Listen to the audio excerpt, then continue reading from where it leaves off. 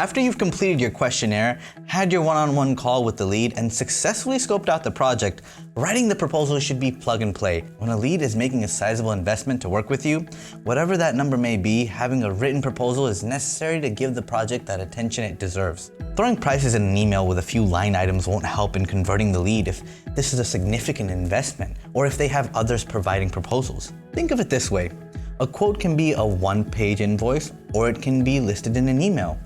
It works for short time frames, low impact, low investment deliverables. A coming soon page, swapping out a logo and homepage copy, and fixing issues on a mobile responsive site are all items that work well as a quote. When the level of investment is more significant and leaves time for larger goals, a proposal is required. Not a short one-page invoice or quote in an email. Proposals are comprehensive and detailed documents. In fact, everything in the previous lessons, from your project questionnaire to your digging deeper call, will be all the details you need to make a full comprehensive proposal.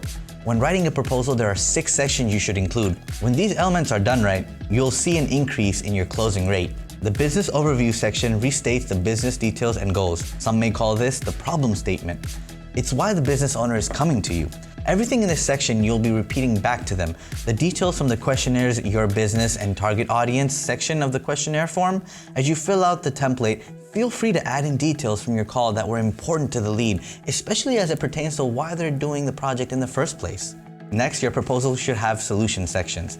This section will list all the solutions you're offering that directly address the problems and goals in the business overview. This is the place you list out what exactly you're designing, developing, installing, or creating, all with a focus on how the solution addresses their greater need. A solution such as install WordPress and setup theme isn't as effective as install customer management solution, WordPress, so the client can edit blog posts and pages on their own. The solutions section that feeds into the scope of the work. This would be the section where you list costs for each milestone in the project. Be careful not to itemize too much, but just enough so the client sees how the cost breakdowns in important phases. In most website build project proposals, we'll see the line items of design, development, testing, and training. Inside each of these will be the specifics for what is in scope. In design, for example, you may only include 10 pages with 2 revisions each. Setting the specifics in your proposal rather than in your contract becomes a better frame of reference for clients. Consider other options or upsells when listing the scope of work. These may be items you felt could really help them based on the goals if the client never mentioned them. Design marketing materials, website care planning, advanced security measures, content creation, SEO, social media campaigns, paid marketing campaigns, and email marketing. Next, make sure the timeline is clear on how each phase of the project moves forward. Gathering content as well as turnaround time for notes and changes are serious roadblocks for a website project. This is because these require the client's participation in the project.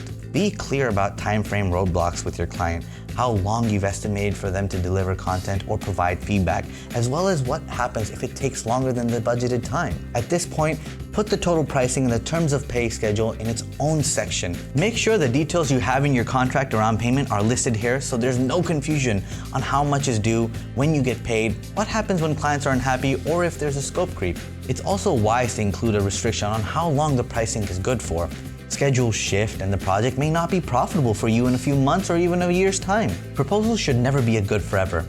Put on an expiration date as the project's cost is based on today's pricing.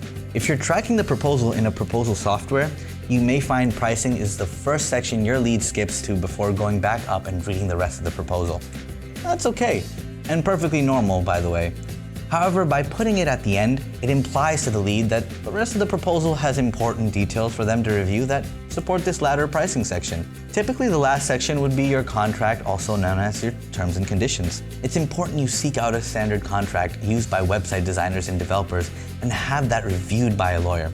If the contract doesn't make any sense to you, it won't make sense to your client. Therefore, include something you understand and feel comfortable about at every point. Make it clear that the next step is to sign your proposal, thus agreeing to the scope of work, pricing, timeline, and your contract.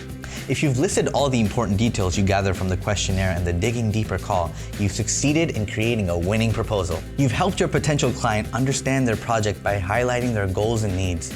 You've itemized the solutions to get them to that goal, and in a time frame and scope that fits their budget. The ball is now in their court as you let the proposal do the talking.